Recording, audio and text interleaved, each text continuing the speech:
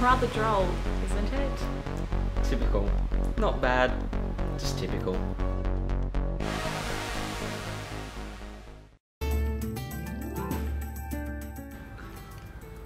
Now, is that Liam Desu with a Y or an I? Oh, hello there, everyone. Welcome back to the ISGP Weekly Roundup, now with 20% less shilling. Excellent. At least for our own merchandise. Now this is week 7 of the weekly roundup. So that means that 7 weeks have come and 7 weeks have gone, and we're here to talk about, you know, the things that are happening in the ISGP. Isn't that right, Liam? That's right. What's happening this weekend? Well, I have some very exciting news written down here.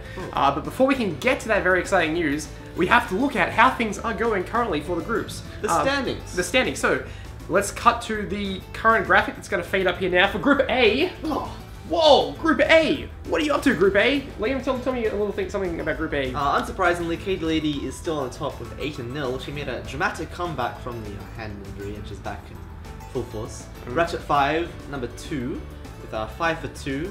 Down the list, Sticker doesn't move much, and down we go, down we go, down we go. Chris LBC moving into 4th place here. Yeah. Very interesting. And we have 3 people who are definitely eliminated from Group A.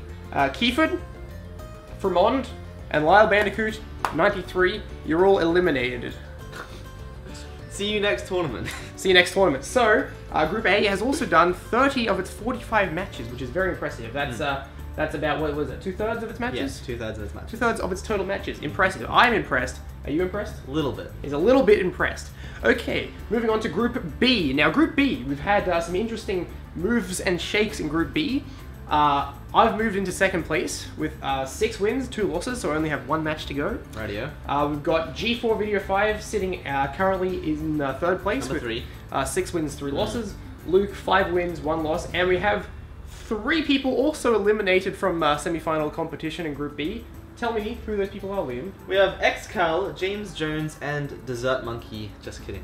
Desert Monkey, JK, and Group B has done 28 of its 45 matches. So almost 2/3 there for Group B. Almost 2/3. Radio. Group C. Now these standings look pretty set, Angus. Now Group C is actually done. This is it. Group C has done 37 matches of its total 45 matches. That's it. And it's it. There can't be any more changes to the standings for Group C. Let's have a look. Let's go bottom up. Let's go bottom up. So Mau Mau Club 2 finished with a record of 0 wins, 8 losses. That's the worst in the tournament so far. Very nice. Who's 7th, Liam? Going up, we have Alice Clark, who picked up 1 win. H. Dales, who picked up 1 win. Now, Noel McDavid and Ashley both picked up 2 wins. That's right. But out of the tournament, unfortunately. And our friend Crystal Fisher, he had a match this week which determined whether or not he would go through or not. And unfortunately, he lost that match. So he comes in, just misses out on the top 4 finish with 5th place in his group. Which means that the top 4 in this particular order. 4th place.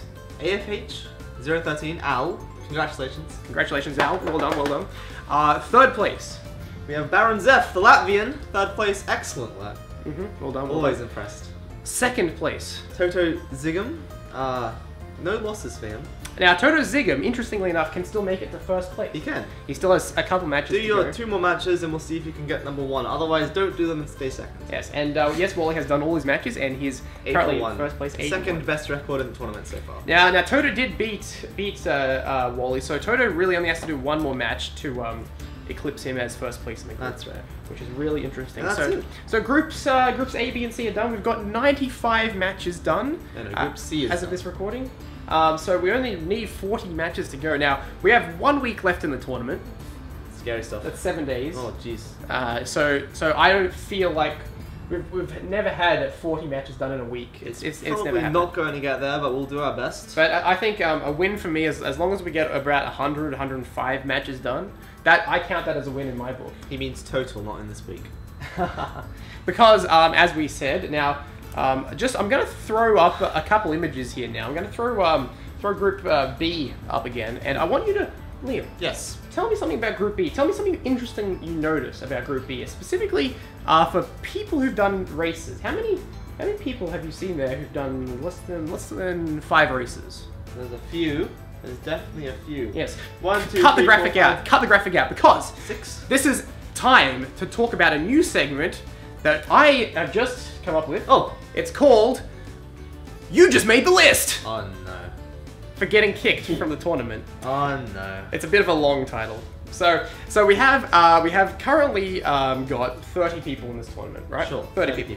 Now obviously we've announced before that we're looking to do these tournaments again in the future. So we will want to be doing more speedrunning tournaments, more ISGPs. And you know what, guys? Guys, about 50% of you all have done 6 or more matches, which is a really good stat. Right, 6 out of 9, that's plenty. That's pretty good. That's Yeah. pretty good. But there are several of you who have a pitiful amount of matches done. Oh, jeez. And you know what I'm gonna do? Tell me, Angus, what are you gonna do? Blatantly rip off a successful catchphrase Right. and name the people who currently are going to be kicked, banned from future tournaments. The host has gone crazy. Unless they do some races in this week. Okay? Let's start with the first person. This person has done 4 races. 4 races.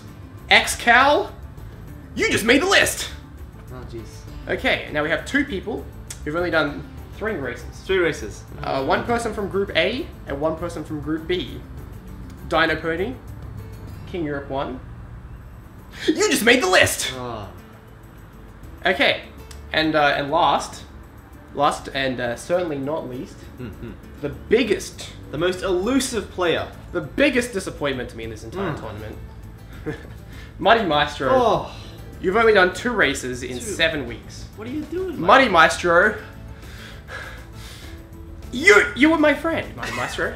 You were my really good friend, and I've enjoyed having you in these tournaments for the last 6 or so years. And you know what, Muddy Maestro, you were really, you've been a really good rival to me, Muddy Maestro. You've been a true competitor and a true legend, Muddy Maestro. But Muddy Maestro, the time has come to say, you better do some more matches this week, because otherwise, Muddy Maestro, otherwise I'm going to have to say, Muddy Maestro, you just made the list! So let's clarify, are these people blacklisted from tournaments, Angus? Yes, unfortunately, unless you people can pick your game up, we are going to have to make some culls here, because we have, as we said before this tournament started, we have a large amount of people who do want to be part of these tournaments. And, okay, Muddy, you've been around for a while. King Europe 1 Christian, you've been around for a while. Dino Pony, I don't know who you are. XCal, whatever. You know, you're soon-to-be dad, so maybe there's reasons there. But, this is a professional speedrunning tournament. Professional. Highest standards. And we can't have people in these tournaments who don't want to participate to the highest level, the level expected from the ISGP host. Some may say the mods have gone crazy. It's out of my hands. It's out of our hands. So in the future tournaments, these people here, Muddy Maestro, Dino Pony, XCal, King Europe 1, and more. These are just the big offenders. We have several other people who need to do more races too. If you people do not pull your socks up in the next couple days or weeks, if you do not show me that you are 110% committed to these tournaments, then that's it. We're not going to let you in the next tournament, even if you do sign up for it and tell us how much you really want to be in it. The No Homers Club. I'm afraid actions speak louder than words here, people. And the actions of few will mean that, unfortunately, they won't be allowed in the future tournaments. You can go join Ratchet 5's drag race tournament or whatever the fuck he wants to call it, but you can't join ours. Okay, so that's it for the week. No more tirades for us. We have 7 days of speedrunning action left. Yes. And before we wrap up this weekly roundup, it's time for us to talk about our match of the week. Now you've got a match. I've got a match. What's your match of the week, Liam? My match of the week is Crystal Fissure versus the AFH 0-13. Oh, a good match. Another Crystal Fissure match. If we tallied up the matches of the week, maybe he'll be at the top of them. You see, the hint was indicative, A right? bit of a bias, maybe. Now, this is a really good match. I'm glad you picked this as match of the week. Yes. Crystal Fissure could have won this match. Oh, it was the game-making match. But Ratchet 5 told Al Malloy of his very crucial mistake. Al Malloy missed a few talismans, sorry. And Ratchet 5 in the speedrun told Al that he missed talismans, and Al had to go back and get the talismans. And the time Al took to get the talismans was quicker than the time Crystal Fissure took to complete the overall run. Right. So not a close run, but a good run. An interesting one. Yes. Now it's time for me to talk about my match of the week. The big one. The big one. Who could it be? My match of the week is Nintendo Gen 64 versus Muddy Maestro. Now, hold on a second. Angus? Your Nintendo Gen 64. That's right, did I just pick my match to be match of the week? Especially against Muddy Maestro, the guy I spent 30 seconds ranting about just before. Now this match is how long, Angus? This match goes for over an hour, it's about an hour and 10. My reasons for picking this match, and I couldn't not pick this match to be match of the week. It has a lot of historical significance, not just for me, but for the tournaments in general. It's the 6th time Muddy and I have raced each other. And it was a good race too. It could have been a lot closer than it was, but I came out victorious on the other side. But also, Muddy and I had very different routes, and we couldn't tell who was winning. You just can't tell who's winning these kind of races until the dying, moments of the run. dying breath. And I also missed a talisman in my run, which meant that I had to go back and do that in Breeze Harbor, which Muddy got a slight advantage, but he collected too many gems, and I did a speedway, so hence I came out on top of Muddy Maestro.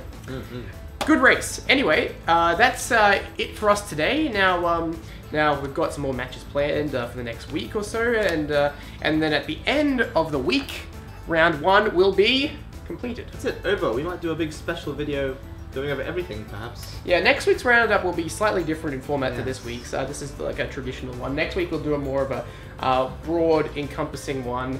And something crazy to look forward to. And talk about everything that happened in the week that, or the round that was, round 1, great round 1. So that's it for us today. As I always say, my name has been Nintendo Gen 64. You've been? My name is Liam. Thank you for joining us oh so much. And as we always say, farewell for now, but not forever. See you next time, guys. Some people work only for the money. Others do what they love most and manage to get paid for it. Stuart Copeland is in the second group. He's been making music all his life, first as a co-founder and drummer of the Police, then as a composer for films such as Rumblefish, Highlander 2, and Wall Street. Now he's writing the music for Spyro the Dragon, his first video game project. What makes composing for video games fun? How does he do it, and why does he like it? PlayStation Underground visited his small, unmarked studio in Hollywood, where he showed us some secrets. What will determine my motivation to play the piano?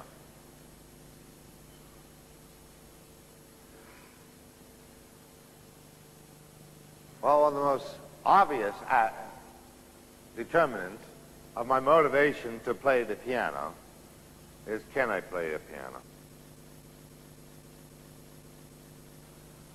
You can't motivate me to play a piano if I can't play the piano. You can't motivate me to fly an airplane if I can't fly an airplane. In other words, I can get you to move. And this is what I've called kita.